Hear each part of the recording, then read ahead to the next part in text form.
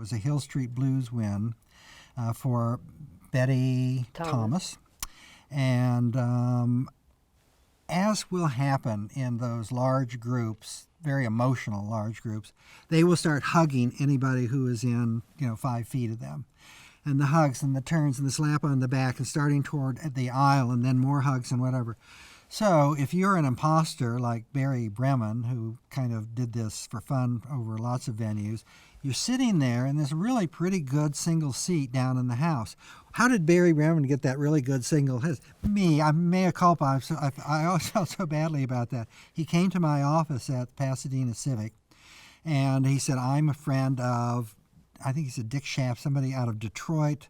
And when I was living in Bowling Green, I always used to listen to the Detroit news. Detroit had the most wonderful newscasts. It was just a great news town.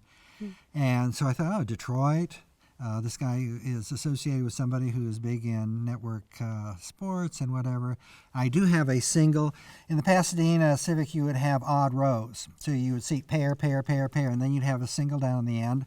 So there was a single down on the end, which you could get out of very quickly and get to the stage very quickly, which in fact he did and accepted. Betty isn't here tonight. I'm accepting on her behalf. And then he says something to somebody. He goes backstage, and the producer grabs him, and he says, I know there's something wrong with this.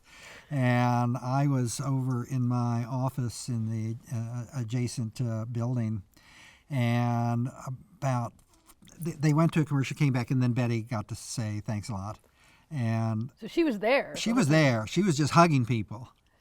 And I always point this out. Don't let this happen to you like it happened to Betty Thomas. When your name is called, get to the stage. And I remember sitting there. We had our Emmy acceptance table out there, and about 4 Pasadena cops come trundling this guy through the lobby, and they got his hands tied behind her and had cuffs or something they took off.